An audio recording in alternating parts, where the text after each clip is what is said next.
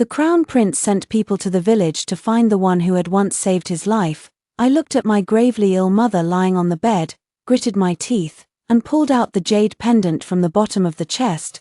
The soldiers were overjoyed when they saw the jade pendant and brought me before the crown prince. At that moment, words flashed across the sky. How dare the female supporting character take credit for the female lead's deeds? It clearly wasn't her who saved him. It's fine. The male lead already knows, once the female lead returns, he'll throw the female supporting character into the dungeon. Then for now, let's just watch the female supporting character make a fool of herself. It should be quite entertaining. This time, I didn't intend to deceive the crown prince. The man before me, dressed in lavish robes, exuded an air of nobility that was impossible to conceal. His gaze was deep and intense as he stared at me. I knelt down with practiced ease, holding out the jade pendant with both hands, and said clearly, "Your Highness, this jade pendant was given to me by a Lady Liu. She once told me that if someone came looking for it, I should pass it on." Silence hung in the air from the other side, and my arms grew tired from holding up the jade pendant. The text also grew more abundant. What's going on? Didn't the female supporting character lie to the male lead, claiming she was the one who saved him? That's right, at that time. The male lead was blind and recuperating at Willow Manor, so he couldn't recognize his savior. After the female supporting character took the credit, she went back to the palace with the male lead and even brought her sick mother along. The mother and daughter became obsessed with the luxury and refused to leave. They even tried to secretly kill the female lead to silence her. Wait, could it be that the female supporting character can see the bullet comments we're posting? Hey! The person who said that just gave me chills. This is getting a bit scary. Folks, I no longer looked at the words that were multiplying like a rising tide. Instead, I fixed my gaze on Xiao Chongyang before me. He pursed his lips, his expression growing colder. After a long pause, he finally spoke. "Liu Yingyang, you knew my identity all along." I was startled at first, but then I calmed down and replied, "Just now, I heard someone mention His Highness the Crown Prince, and when I entered, someone also addressed you as Your Highness, so I followed suit." I never expected Xiao Chongyang to fixate on this mistake. Indeed, perhaps in his eyes, a village girl like me had never seen him before, but he didn't know, and even the barrage didn't know. I have been reborn into this life. In this life, I will not follow Xiao Chongyang back again. Those bullet comments were right. I am the daughter of a hunter. When I was 10, my father went into the mountains and disappeared. The villagers searched for a long time but could not find any trace of him, leaving only my mother and me to rely on each other. As time went by, some people began to have ideas about my mother, wanting her to remarry and take me with her. My mother, unable to bear the constant harassment, took me and left our hometown, arriving at Willow Village. Here, the women made a living by weaving, and my mother brought me along to learn the craft. We managed to make ends meet, and our days were peaceful and smooth, until one day, a young woman knocked on our door. She said she wanted to come in for a drink of water, but before she had taken 2 steps, she fainted and fell to the ground. My mother helped her inside, only to see her clothes stained red with blood at the abdomen. Now I know. She is the female lead mentioned in the bullet comments. Liu Chunying. She is a free-spirited and unrestrained woman of the martial world. I don't know why she was injured. And she didn't tell us, saying she was afraid of causing us trouble. Soon, people outside began searching door to door, asking if we had seen a strange woman. I recognized them as the servants of a local bully in the town, so I shook my head and sent them away. While speaking, Liu Chunying was hiding behind the door. Later, when Liu Chunying left, she left behind a jade pendant. She said it was given to her by a noble young master and that it could probably be exchanged for a good amount of money. So in my previous life, when I found out someone was looking for the jade pendant, I took it and went to see them. That was the first time I had ever seen such a handsome man. He asked me if my surname was Liu, and I nodded. He asked again, "Are you willing to return to the Eastern Palace with me?" I thought it over and asked him, "Can you have someone cure my mother?" Xiao Chongyang agreed. Yes, he had brought imperial physicians with him, who diagnosed my mother and prescribed medicine. After mother recovered from her illness, We returned to the capital with Xiao Chongyang. Xiao Chongyang settled her in a small courtyard in the capital, leaving behind over a dozen maids and elderly servants. While I moved into the Eastern Palace, the rules here were numerous, and I found it difficult to adjust everywhere. So I told Xiao Chongyang that I was not the one who had saved him. He said he knew and told me to settle in with peace of mind. I ended up staying for 3 years. During that time, Xiao Chongyang treated me very well. At first, some palace attendants called me a vulgar country girl to my face, and it reached Xiao Chongyang's ears. He scolded the person, dismissed them from the palace, and after that, there were no more dissenting voices. He knew I wasn't used to living there, so he didn't force me to learn the rules. He even took me out of the palace and let me stay with my mother for longer periods. The maids said they had never seen the crown prince care for anyone so deeply. Xiao Chongyang had no other wives or concubines, and I indulged in his affection day after day, until he met Liu Chunying again. Now that I think about it, everything becomes clear. Liu Chunying, the female lead mentioned in the bullet comments, was a perfect match for Xiao Chongyang from the very beginning.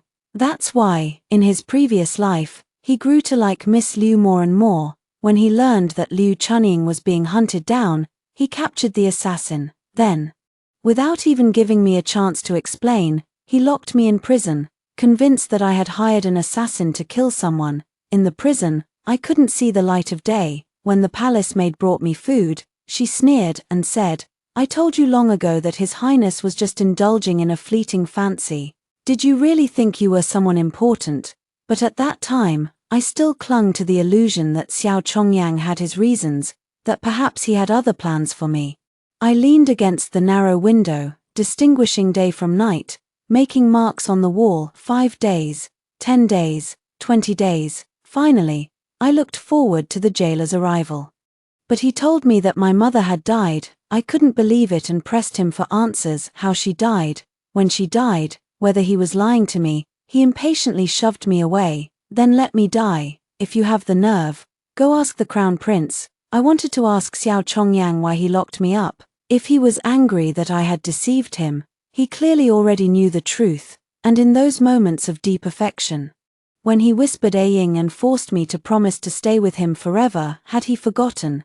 In this second life, everything has an answer, because I am not the female lead mentioned in those strange comments. Even without seeing the comments, I would have the self-awareness to stay far away from Xiao Chongyang. But I never expected that the day I was reborn would be the very day Xiao Chongyang came looking for the jade pendant. My mother's illness was truly severe, and ordinary doctors only made it worse. I thought, if I exchanged the jade pendant for Xiao Chongyang's treatment of my mother, he would probably agree. Xiao Chongyang stared at me for a long time before finally ordering someone to retrieve the jade pendant. He glanced at it and said, "This isn't the one I had. Did you really steal and hide it? Where is it?" I was speechless. How could that be? I hurried to explain. "This was given to me by Miss Liu. I haven't touched it since she gave it to me. It's been lying at the very bottom of the chest. No need to make excuses." Xiao Chongyang cut me off. "Guards, take her away." I wanted to curse at him, but I didn't dare. I had no idea how things had turned out so differently from what I had expected. The barrage of comments was also gloating. Could it be that the real jade pendant was sold off by the female supporting character, and that's why she's using a fake one to impersonate? She's so obsessed with wealth and status, and her perspective is so narrow. She must have sold the real one. I get it now. This Ying Yang thinks that by telling the truth, the male lead will admire her, so she really can see what we're saying. Right, if you can see us, nod your head. In the blink of an eye, I was already locked inside the room. "Hello? Can you see what I'm saying? If you can see it, blink. Trust me, I'll help you. I'm on the side of the female supporting character, and I guarantee you'll defeat the female lead. Marry the male lead, and reach the peak of your life." The barrage of comments kept teasing me relentlessly. I didn't want to pay them any attention, so I could only sit here sulking. In the evening, someone brought me food. I grabbed her and asked, "Miss, how long does His Highness plan to keep me locked up?" The maidservant shook her head, her expression inscrutable. "We servants have no way of knowing His Highness's thoughts. Please don't ask any more." I had no choice but to plead with her. Then, I beg you, miss, to pass on a message for me. Please tell His Highness that I need to see him. There is a sick person at home who needs to take medicine morning and night. I must return, it's urgent. After all, in my previous life, I didn't even get to see my mother one last time. I was afraid she wouldn't make it through this time. If I had known, I wouldn't have taken the chance to come see Xiao Chongyang. The maid gave me a deep look but didn't answer. A long time passed, and still there was no sign of Xiao Chongyang. I planned to escape through the window. When I opened the window, two expressionless guards were standing outside. An idea struck me, and I immediately cried for help. The food is poisoned. With that, I collapsed to the ground. The guard closed the window. The floor was a bit cold. I cracked my eyes open just enough to see a line or two of bullet comments. Why does this feel a little cute? Seriously, in the trailer. The female antagonist hired an assassin to kill the female lead. How can you still praise such a malicious character? But she didn't falsely claim the identity of the female lead either. Isn't it natural to worry about her own mother? If it were me, I would have burst into tears by now. At least the supporting female character is still trying to find a way out. But why did the male lead lock her up? I want to know too. I truly want to go back and find my mother. But I can't act recklessly in front of Xiao Chongyang, lest he sentence me to death in a fit of anger. Who knows if I'd be able to reincarnate again if I die this time. No one paid me any attention, so I silently got up and walked to the door. Just as I was about to cry out, the door suddenly swung open. Xiao Chongyang stood outside, scanning me from head to toe, and asked, "Where's the poison? You seem perfectly fine standing there." I didn't dare lie to him again, swallowing my anger. I begged him to let me go back to see my mother. She hadn't eaten or taken her medicine that evening. As I spoke, the thought of her lying there waiting for me made me unable to hold back my tears. She couldn't get out of bed, and I was so useless. Xiao Chongyang could decide our life or death with just a single word. Damn. I really feel a bit of empathy. When my mother was sick, I stayed by her bedside to take care of her and couldn't leave at all. A mama's girl can't handle this kind of scene. Even so, the female supporting character is still quite good to her mother. I was waiting for Xiao Chongyang's reply, but unexpectedly, he suddenly asked, "I can cure your mother, but are you willing to come back with me?" "Go back where?" I blinked, wiped away my tears, and explained again, "Your Highness, I truly am not the Miss Liu who saved you. That jade pendant was given to me by her, and I have never touched it. If your Highness saves my mother, I will be eternally grateful and pray for you day and night." Of course, that was a lie. I still remember the grudges from my past life. What a cunning move. Are you ever going to stop? According to you, no matter what the female supporting character does, it's wrong. So what do you want her to do? She's not even pretending to be the female lead anymore. Why is the male lead still holding on to her? The comment section erupted into arguments. Xiao Chongyang's expression darkened gradually. He asked, "So you're determined, even if I offer you endless wealth and honor, you still refuse to come with me? Is that it? If I am to repeat the same mistakes in this life, then what is the meaning of the rebirth granted to me by heaven?" I simply knelt on the ground, my tone both devout and humble. "Wealth and honor are not what this common woman seeks. I appreciate your Highness's kindness." Above me, there seemed to be a sharp intake of breath. A familiar chill sent a tremor through my heart. After a long while, Xiao Chongyang turned and left in a huff, tossing back a final remark before he went. "Fine, remember your words today. In the future, don't come begging me to take you away again." Good, good, good. Finally, I don't have to watch the female supporting character dig her own grave anymore. But there won't be any more drama to watch either. I breathed a small sigh of relief. Let them go find their amusement elsewhere. I was escorted home by Xiao Chongyang's maid. In my final days of the previous life, if there was anyone who could offer me a sliver of comfort, it was this young lady named Qiu Xue. Like Xiao Chongyang, she never showed her emotions. When the other maids in the Eastern Palace deliberately brought me spoiled food, it was she who made a special trip to see me.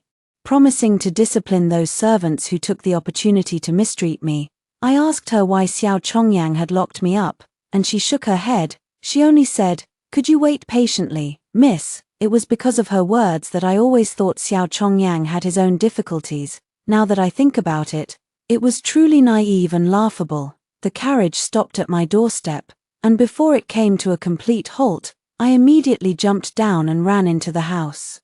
Afraid that something might have happened to my mother during this time, to my surprise, as soon as I entered the courtyard, I saw two unfamiliar young maids brewing medicine, one crouched by the medicine pot, the other holding a tray and a medicine bowl. Miss Liu, His Highness ordered physician Shen to examine your mother.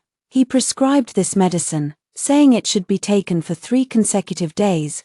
When the time comes, he will return. Behind me, Choshure's voice calmly spoke. I looked back at her expression, and it seemed nothing was out of the ordinary. The barrage of comments echoed the same curiosity as mine.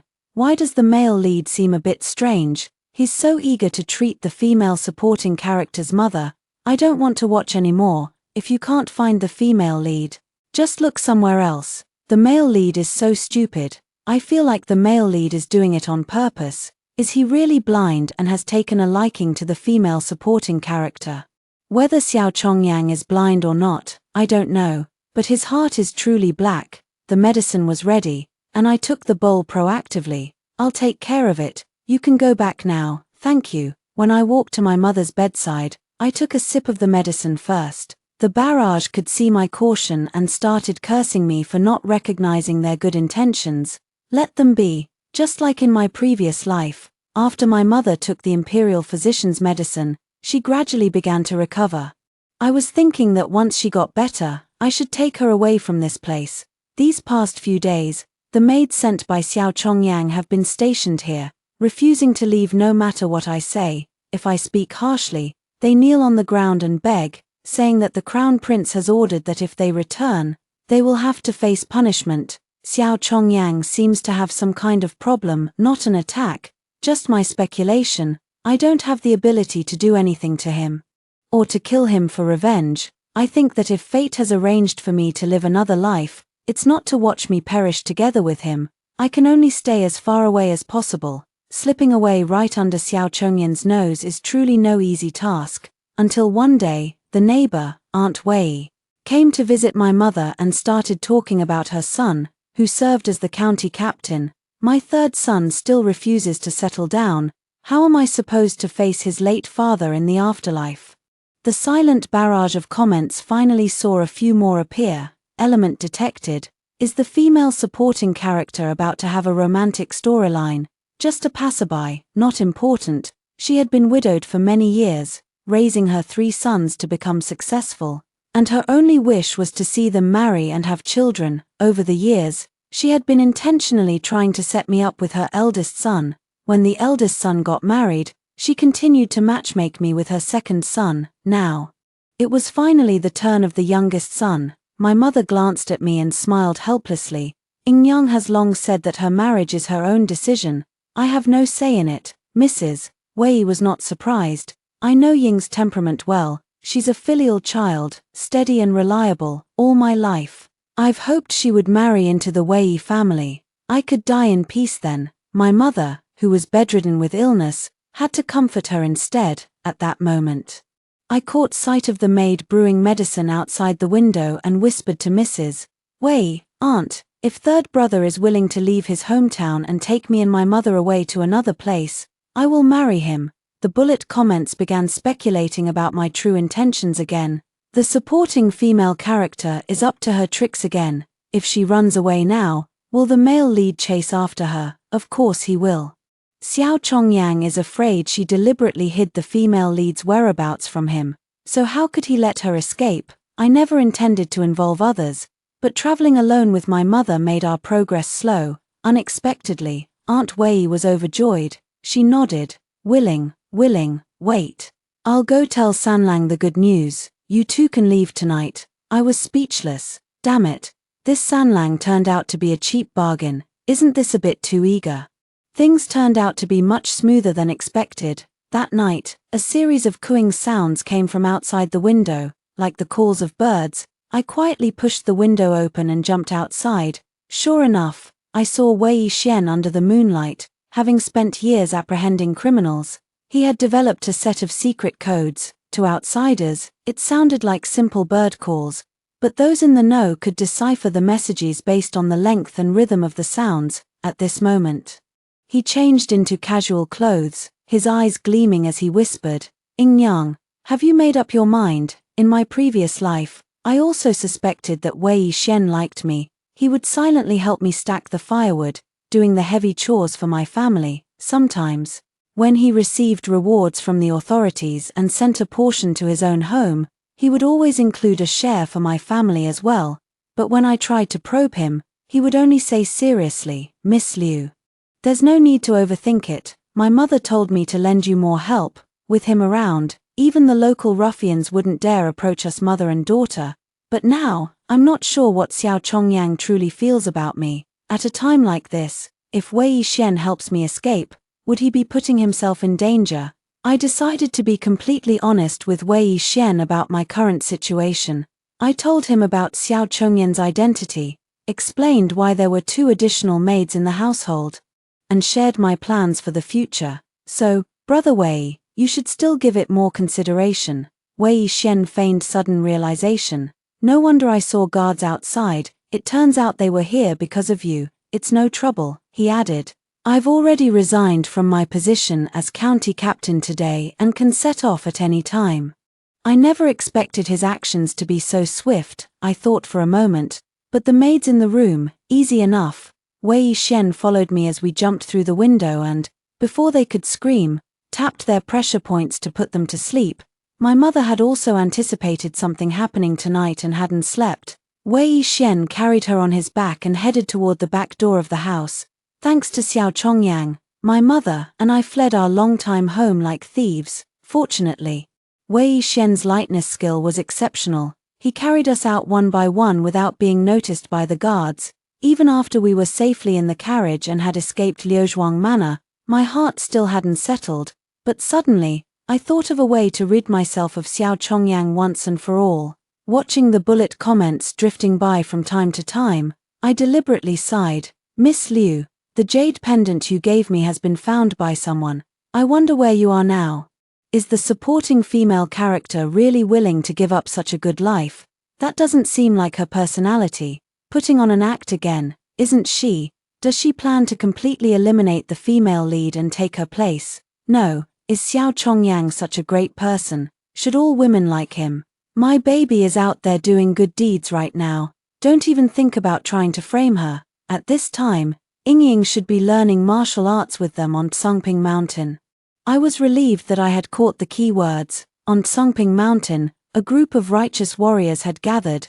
They often robbed the rich to aid the poor and were called grassland heroes by the common people. In his previous life, Xiao Chongyang was ordered to suppress the bandits, and it was then that he brought Liu Chunying back to the Eastern Palace. If I could arrange for them to meet earlier, wouldn't that mean there would be no trouble for me?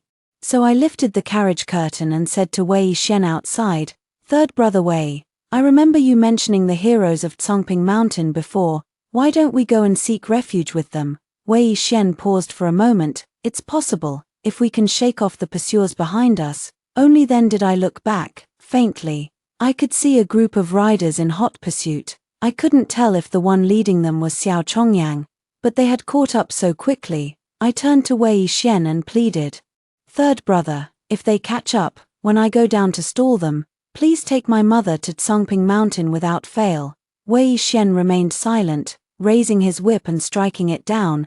As the carriage sped forward, my mother sobbed, "Ing Yang, what crime have you committed? Don't hide it from me anymore. I've lived long enough, I'm willing to take the blame for you." My nose tingled with sourness, and I grew to hate Xiao Chongyang even more.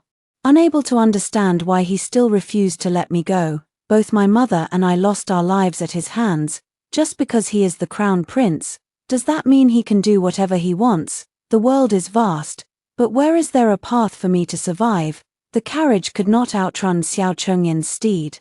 I had Wei Shen take my mother to safety first, then I jumped off the carriage and rolled toward the haystack, tumbling until the world spun around me. A hand lifted me onto a horse, and above me came the icy voice of Xiao Chongyang, who said, "I've arrived just in time to witness a fine drama of a man and woman eloping. Liu Yingyang, You truly continue to surprise me." My head was still spinning, and all I heard was his incessant chatter without understanding a word.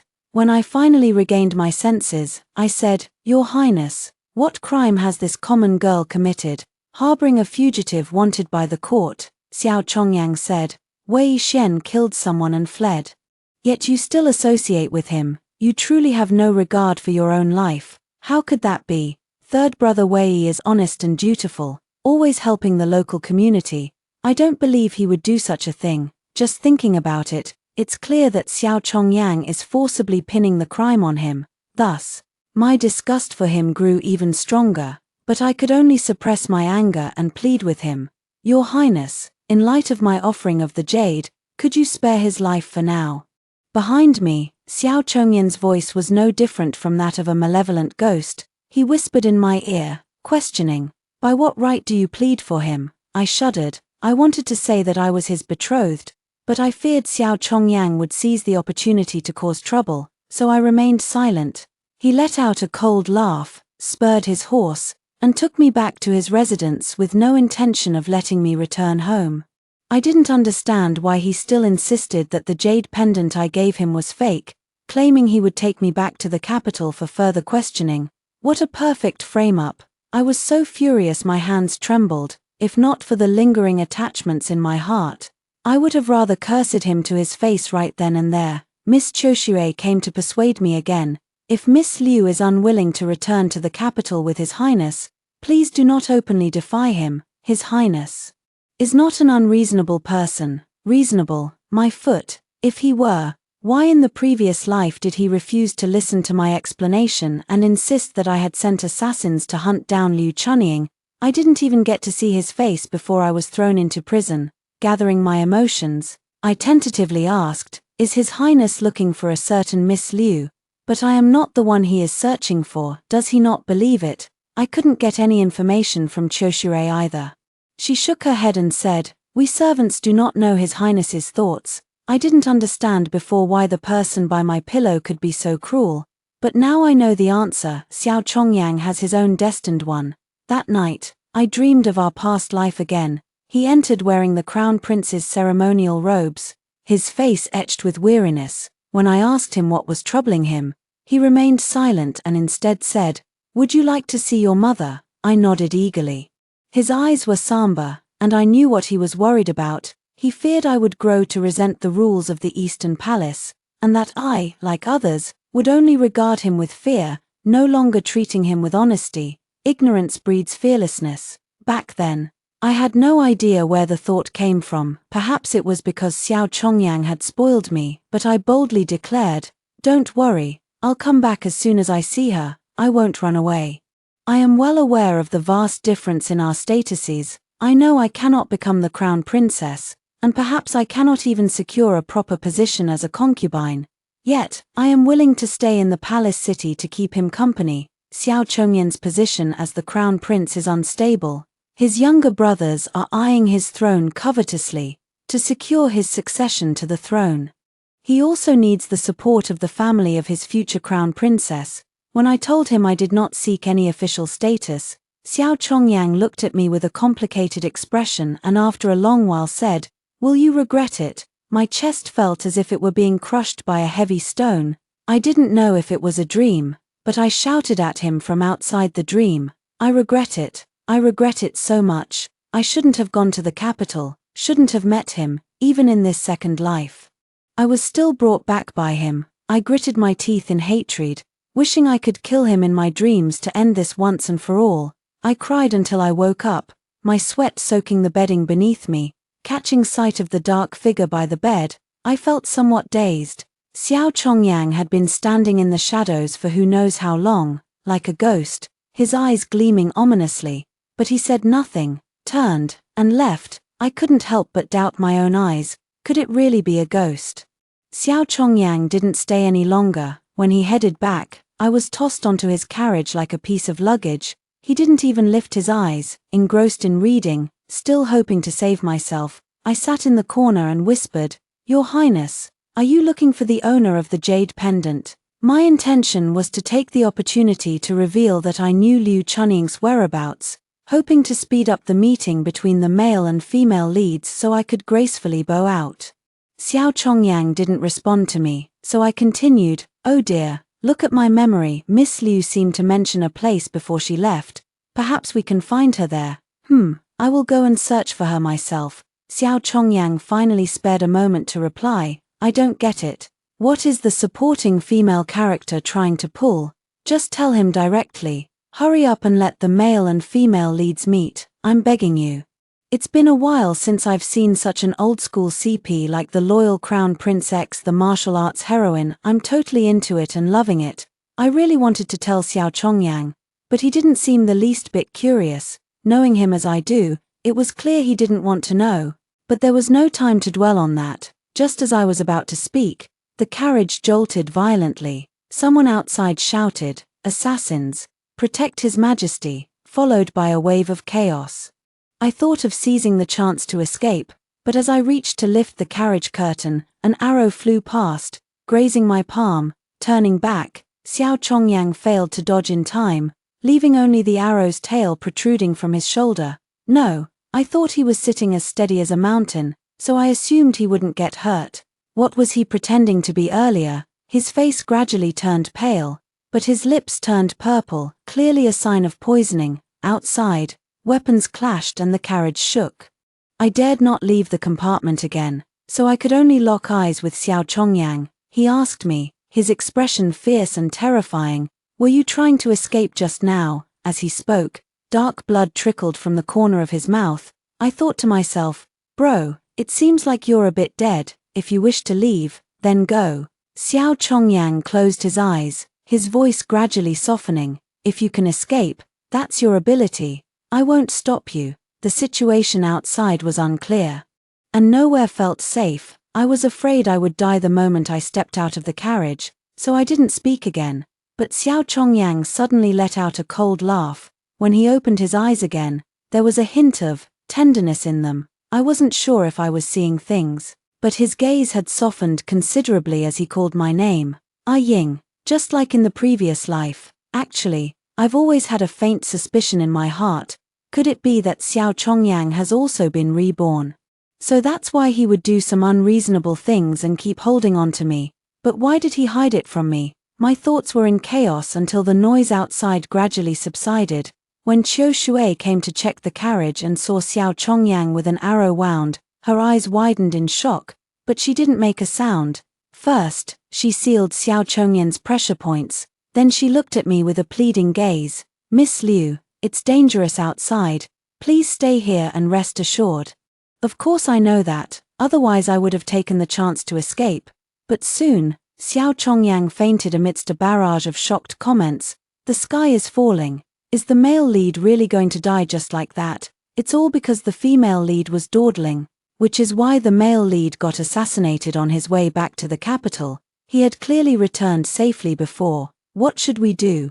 Dr. Shen, come and save him. Brother Crown Prince, I'll never scold you again. Please don't die." In my opinion, their worries are completely unnecessary. Isn't Xiao Chongyang supposed to be the male lead they talk about? How could he die so easily? When the group entered the city and settled down, everyone was bustling with activity. The accompanying imperial physician Shen claimed the arrowhead was poisoned. Although the sealed acupoints had slowed the spread of the toxin, he no longer had any life-saving miracle medicine. What about the revival elixir His Highness brought? Even the usually calm Qiu looked flustered, clutching Physician Shen's sleeve and refusing to let go. Imperial Physician Shen glanced at me, then averted his gaze, his tone hesitant. "No, there isn't. Who put you up to this?" Qiu Shui drew the dagger she carried with her, pressing it against Imperial Physician Shen and pinning him to the door. "Shen Kuan-yu, did you collude with someone to harm His Highness? How dare you?"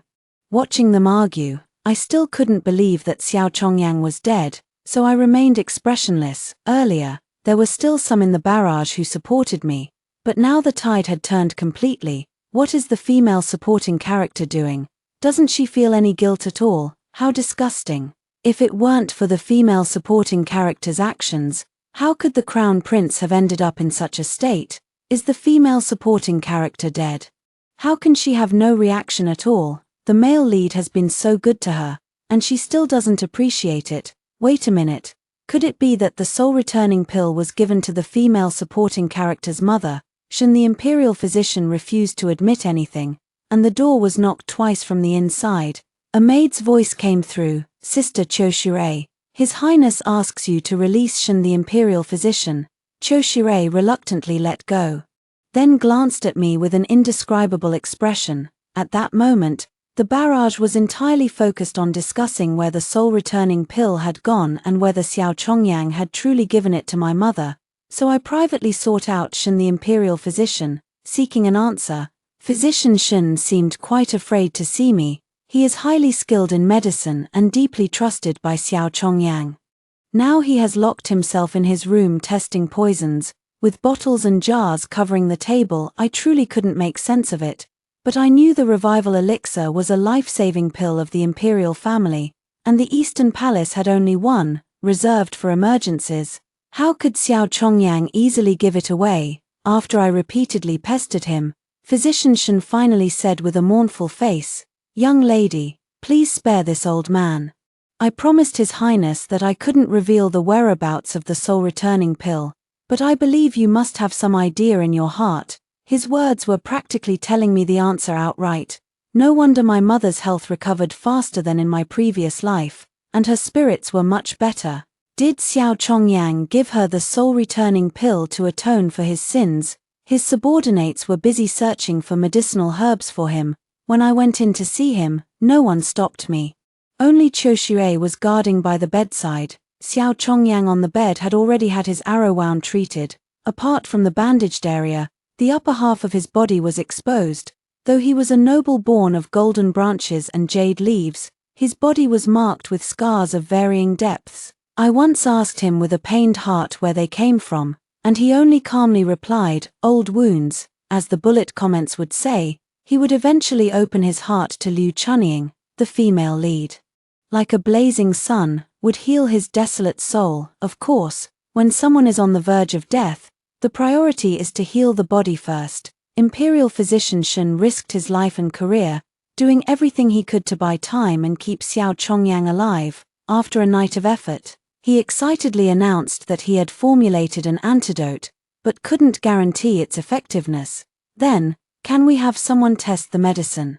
Xiao Chongyang's loyal servants were fiercely protective of their master, each willing to step forward. They claimed their lives were worthless, that dying was no great loss, and that dying for His Highness was a worthy cause. People are divided into classes, and everyone thinks this way, but it shouldn't be so. I clenched my fists and made a decision. I'll do it. Let this be my way of repaying His kindness in giving me medicine in this lifetime. People tried to stop me from drinking the poison, but I said I trusted Physician Shin. It might not kill me. If we both survive this, I will also ask Xiao Chongyang for one final favor, to go our separate ways from now on. As the poison reached my lips, I suddenly saw the barrage of comments erupt before my eyes. My baby is here, Ying." The female knight in red charged in on horseback, her movements swift as lightning, leaving only a blur behind. I've waited so long for this day. I'm really about to cry, as expected. The female lead is the most reliable. Everyone was busy trying to stop people, surrounding the room so tightly that not even a drop of water could leak through, and no one knew what was happening inside. The live comments reported in real time that Liu Chunying had detoxified Xiao Chongyang, and the male and female leads had met ahead of schedule, so there would be no need to watch a supporting female character like me jumping around anymore. I thank them. But Liu Chunying still ended up fighting with the guards. They fought from inside the house all the way into the courtyard. While fighting, Liu Chunying took a moment to say to me, "Sister Liu, third brother Wei is on his way back. He told you not to worry." I quickly nodded and turned to Choshire, telling him that Miss Liu was the person His Highness the Crown Prince was looking for and that he shouldn't harm her. Choshire was half convinced and half doubtful. The supporting female character finally said something decent. "Just get off the stage already. I want to see the romantic scenes between the male and female leads." In the midst of the heated fight, Xiao Chongyang, who had been unconscious for a long time, was helped to the door. His lips, pale and trembling, parted as he said, Let her go. The male and female leads finally reunited, and I breathed a sigh of relief, seeing my impending freedom. Your Highness. I thought to strike while the iron was hot and bring up the matter of him letting me go sooner, but Xiao Chongyin's body swayed. Ignoring me, he weakly said to Liu Chunying, "Miss Liu, come inside with me." Liu Chunying followed him, and the two of them talked inside the room for a long time while I waited outside. The barrage is full of mockery aimed at me. I want to tell them to stop scolding me. A love triangle is indeed too crowded, and haven't I been trying to break it up all along? When Liu Chunying came out, she looked very unhappy. Did that dog of a male lead upset my baby again? Has he forgotten who saved his life? Didn't the male lead also say nothing? He just let Ying accompany him back to the capital. This is what you call love at first sight. Let's put those two words on the big screen. Perfect match. Only when she saw me did Liu Chunying manage to force a smile. Little Liu, let's go to the capital together. Me, how did she get turned, after that? I pulled her aside to a secluded spot and explained the whole story to her, why I had offered the jade pendant, and how deeply I regretted it now that he has found you. There's nothing more for me to do here. I hoped she would put in a good word for me and let me go. Liu Chunying's eyes were filled with helplessness, as if she had much to say, but in the end, she sighed and said, "Forget it. When third brother Wei arrives, you'll understand, but I don't understand. I know that Xiao Chongyang has most likely been reborn just like me, but he should be aware of my intentions. Let bridges be bridges and roads be roads. Why must he insist on forcing things? Now that the female lead has been found, he still refuses to let me go." I desperately wanted to rush in and confront him, but Qiu Shui stopped me at the door, saying he would only see Liu Chunying and no one else. A sense of powerlessness spread through my heart. I felt like killing someone. Fortunately, Wei Shen finally arrived. I looked at him, filled with grievances, but he simply briefed me on my mother's current condition before going inside to see Xiao Chongyang. Immediately, a chorus of bird calls echoed one after another from inside the room. What's going on? Is there something our esteemed members aren't allowed to hear? But this scene is just hilarious. I'm genuinely curious why the two of them would communicate in code. Could it be that they're worried about eavesdroppers? But the people left now should be Xiao Chongyang's trusted allies. What is there to distrust? Then perhaps what they're guarding against isn't people, but rather those bullet comments that are coldly watching us from who knows where, as if watching a play. They can't understand Wei Shen's secret language. That's right. Even if we communicated through letters, there's no guarantee they wouldn't see them. Only a private code with its own rules would work. They wouldn't know its meaning. Xiao Chongyang seemed unfamiliar with the secret language, merely learning it as he went, emitting cooing sounds, and Wei Shen was like a dutiful mother goose, patiently teaching her child the skills for survival. The two of them had been cooing at each other ever since they met, until it was time to set off back to the capital once again. I was riding in the carriage with Liu Chunying. She suddenly mentioned to me, after Aunt Shen arrived at Songping Mountain, she believed it was her deceased husband. I was utterly shocked. "You mean, my father?" Liu Chunying nodded, then shook her head. "Not sure, that's the second in command of our Songping Mountain. The spring water sword Guan Hensheng, whom we call Master Guan. His manner takes in many homeless orphans, and he himself is a man of great righteousness. Though he has no memory of his past." I held Chunying's hand. I want to go find her. Don't worry." Chunying's gaze was firm. "Aunt Shen will be fine. The divine physician on the mountain is trying to restore Master Guan's memory. Perhaps by then, they will be able to recognize each other, and your family of 3 can be reunited." I was already 10 years old the year my father disappeared, old enough to remember his face. He and my mother were deeply in love. If he were to return, it would be the greatest joy for our family. Lost in my happiness, I didn't even notice Chunying getting off the carriage, replaced by Xiao Chongyang, dressed in black, sitting across from me. When I saw him, I was startled, and he too froze for a moment before reluctantly making a sound, "Coo, coo," as if apologizing. I was confused, looking at his unhappy face yet speaking in code, a scene that had never even appeared in my dreams. It was no secret to me that Wei Shen compiled all the code phrases into a book, Sometimes I even helped with the editing, allowing us to communicate smoothly. I just never expected to hear it from Xiao Chongyan's mouth today. He studied the secret language for a few days and made remarkable progress. Calling out my name, he said, "Aang, it was my fault in our past life.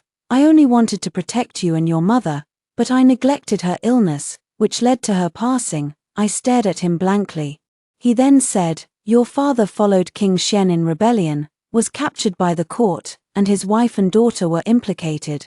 I had no choice but to lock you in prison first, hoping to conceal your identity. At that time, I knew nothing and only thought he was taking his anger out on me because of Liu Chunying. But my shock did not end there." Xiao Chongyang spoke seriously in a coded message. "Do you know someone is watching us?" I hesitated for a moment, then nodded. He said, "As I suspected. There are evil spirits toying with us, and I have also asked the state preceptor, but they are helpless. I, and Liu Chunying, it seems our fates are being manipulated. In my previous life, I had no feelings for her either, and it remains the same in this life. And I fear we cannot escape the power of these evil spirits, nor can we resist the heavenly decree. We have no choice but to go with the flow and plan carefully for the long term."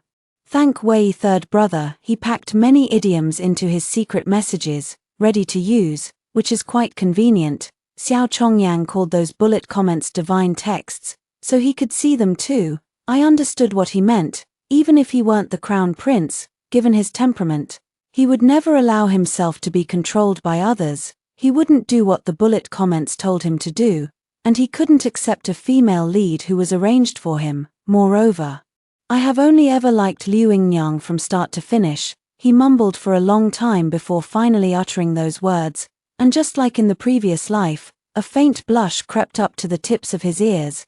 The turn of events was beyond my understanding, yet it felt so fitting. In my previous life, upon hearing the tragic news of my mother's death, I took my own life in the prison cell, following closely after her. Nor would I know how Xiao Chongyang reacted, but I always thought, even if he pretended to like me, how could he keep up the act for so long? He spoiled me until I lost all sense of reality, only to let me fall into the mud overnight. At this point, Xiao Chongyang continued, "I don't expect you to believe me right away, but could you give me another chance? This time, I will properly arrange for your parents, including resolving those celestial texts. The outsiders look down on us, manipulating our lives. I don't want to be constantly watched either. So I asked, if I leave alone, over time, perhaps I won't see the celestial texts anymore. Why must I stay by your side?" Xiao Chongyang first showed a hurt expression, then suddenly seemed to think of something, his eyes lighting up. "You were willing to test the medicine yourself to save me, how could you not like me?" I made a cooing sound. "You've misunderstood. I'm repaying a favor. You gave the medicine to my mother, which is why you couldn't detoxify." We continued our secret conversation amidst a barrage of shocked comments on the screen, until Liu Chunying's voice sounded from outside. "Are you two done cooing? There's an ambush ahead." Xiao Chongyan's departure from the palace this time attracted too many assassins. Fortunately, this group of people had low martial arts skills and were quickly subdued. He looked at me, paying no attention to the situation outside, unable to openly speak words of persuasion. He let out a sound like the chirping of a young bird. I once told him that I knew he was caught in a storm of bloodshed, and I also understood the loneliness of the palace. In this lifetime, having met him, I would go wherever fate takes us, without the need for eternal togetherness. He accused me, questioning why I had broken my promise and was leaving him alone behind. I did not know how to respond. I can't even articulate my thoughts clearly with whispers. So I remained silent and gestured to see him out. "No, can someone tell me what they're talking about, all that cooing and murmuring? Is it really that fun? I get it now, maybe it's a side effect of the male lead being poisoned. Can you please speak in plain language? Whatever, is it time to move on with the plot now? Although it's a bit different from the preview, it shouldn't matter much, right?" In the barrage's imagination, Liu Chunying and I would be taken back to the Eastern Palace. And I, gradually growing greedy for wealth and status, would still commit the foolish act of framing Chunying, continuously scheming against her in an attempt to take her place. When Liu Chunying got on the carriage, I asked her in code whether she could also see the bullet comments. Chunying covered her ears. So annoying. The three of you cooing and chirping are making my head spin, this damn life. From outside came Xiao Chongyan's cough. Only then did Chunying lower her hands, a look of despair in her eyes, and asked, "You mean?" Before glancing upward, she hadn't learned the secret language, but we were so in tune that she understood what I was asking and nodded. Only then did I confirm that all three of us could see the bullet comments. While they remained unaware of this fact, how to shake them off and no longer be watched by them became our shared goal. I also temporarily set aside the thought of leaving. Once again, I returned to the Eastern Palace where I had lived for 3 years. Xiao Chongyang behaved as usual, speaking coldly to me and occasionally mocking me, while treating Chunying as his benefactor, arranging the best accommodations for her. As for you, who secretly swapped the jade pendant and has unclean hands, you shall serve as my personal maid, Xiao Chongyang said to me with a cold expression. I just wanted to roll my eyes and didn't respond for a long time. Xiao Chongyang, coo. Please, just agree to it. Afraid that others might think he was out of his mind, I quickly agreed. He really seems to enjoy acting. After returning to the Eastern Palace, he pursued the investigation into the assassination attempt, gathering evidence to intimidate several of his royal brothers who had intended to harm him, rendering them too fearful to act. At the same time, he secretly laid his own plans, taking advantage of his rebirth to preemptively avoid many potential troubles. Chunying didn't much like this place and pulled me along as we ran outside the palace. The bullet comments said she was about to clean up the capital's bad habits, and indeed she did. Whenever she encountered officials or nobles oppressing the common people, she would step in to uphold justice, making many enemies but also gaining quite a few friends. I admired her temperament and was reminded of Xiao Chongyan's plan, which was to remain still for now and avoid letting the bullet comments detect anything unusual about us. So, from time to time, we had to put on a show for them. I would reveal looks of resentment and jealousy in places where Chunying couldn't see. The barrage of comments didn't suspect a thing, saying this was exactly how I should be. I occasionally framed Chunying too. Xiao Chongyang would lock me in the room as punishment. Finally seizing the opportunity, he didn't do anything, just stared straight at me, which was torture enough. The barrage of comments said his relationship with Chunying seemed to be making no progress at all. Someone objected. Don't you get it? Love is about restraint, dodging is the real issue. The Crown Prince doesn't even dare to look at our female lead. Xiao Chongyan's gaze held a hint of teasing when he looked at me, sometimes straightforward. Every day, I would ask him in code, "When can all of this end?" His eyes instantly dimmed, and he turned away, ignoring me. Time passed in the blink of an eye. Chunying also began to entertain the idea of leaving the capital, but she kept it to herself. She insisted on not learning the secret language, saying that our cooing sounded like hens and was simply too unpleasant to the ear. Third brother Wei was confined to the Eastern Palace, ostensibly serving as Xiao Chongyan's advisor, but in reality, he was still refining the Wei family's secret language for Xiao Chongyang to study. Sometimes, when he saw me, his face would turn ashen, and he would mutter in the secret language, "If you have something to say, just say it outright." He didn't understand. He thought that speaking in riddles might be the Crown Prince's peculiar preference. Xiao Chongyang wasn't that idle either. He secretly sought out extraordinary individuals, seeking their assistance. Finally, he waited for the right opportunity. That night, the celestial dog devoured the moon, and on the stargazing platform, monks and Taoist priests were all present. I sat facing Chunying, while Xiao Chongyang stood nearby, gazing up at the sky. This was not the first attempt. Previously, a master had said that each of us three had lost a soul and a spirit, and we needed to summon them back into our bodies to break the situation. Some people have cast exorcism spells on us, but unfortunately, none of them worked. This time, we didn't hold out much hope. Even as the moon was covered, I could still see the fleeting words before my eyes. What is this all about? Praying for blessings. As the moon was reduced to a mere ring, the floating text before my eyes vanished instantly. I feared it was just because it was too dark to see anything.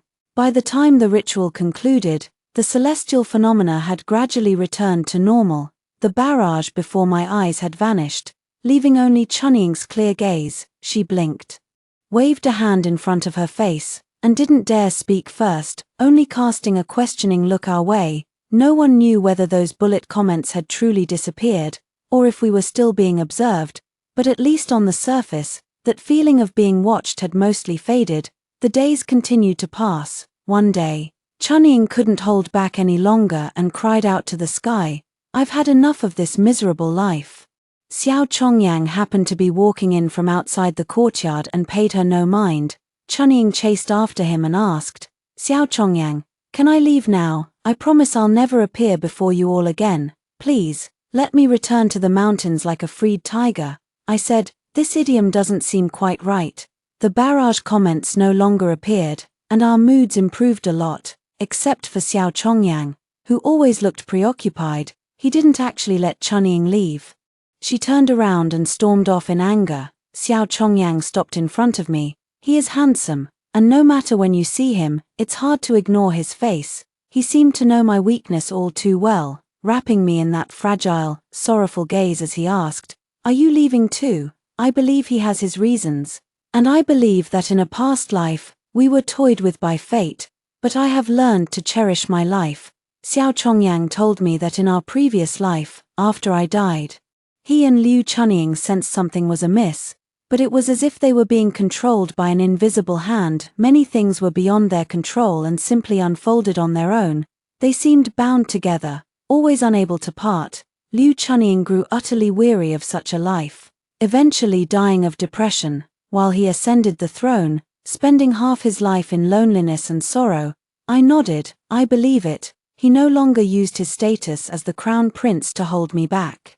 He sighed and said that my parents' carriage had entered the city and they would be staying in the same house as in our previous life. I was free to go or stay. In this life, my mother found my father earlier, and he would no longer follow Prince Xian in rebellion. When I returned home, they were waiting for me at the door. My father looked just as I remembered him. I didn't know if he had deliberately changed into the hunter's clothes he wore when he left home, but at that moment, with tears in his eyes, he called me by my childhood name, Yingying. "I caught 2 rabbits for you. It's my fault for not coming home sooner. I almost lost you and your mother." I stood there crying. In my past life, I had died by crashing into a prison cell, but in this life, I have found fulfillment. Once I entered the courtyard, my parents pulled me aside, asking all sorts of questions. My mother asked, "Was that carriage at the street corner someone you know? It watched us for a long time." No one else but him. When I left the Eastern Palace, Xiao Chongyang did not see me off. My steps grew lighter and quicker. I glanced back and saw him standing in the middle of the open palace gate, with a storm brewing behind him. It was only then that the dark clouds shifted above our heads. Mother didn't wait for my reply. She stood up and pulled us back into the house. For an ordinary family, this would be the most common of scenes, but for me, it was something I had to walk through life and death to obtain, something I wouldn't even dare to dream of. Outside, birds were singing. In front of my father, Mother also wore a smile on her face. Even the birds in the capital sound different. "Brother Yun, what kind of bird is that?" My father was well versed in birds, but this time he was stumped. He frowned and thought for a moment. "Ah, it seems to be a bird of good omen. Let me listen a bit more." I knew it was Xiao Chongyang asking whether he could come to see me again. Now that our family was reunited, we could rely on the connections we had made through Chunying to establish ourselves in the capital and find a stable livelihood. As for that bird of good tidings outside the courtyard, once he sees that we haven't left the capital, I suppose he'll understand my answer. I'll stop cooing for now. After hearing the story above, what are your thoughts? Feel free to share your opinions in the comments section. Looking forward to hearing from you. If you liked this story, don't forget to like it, share it, and subscribe to my channel. See you next time.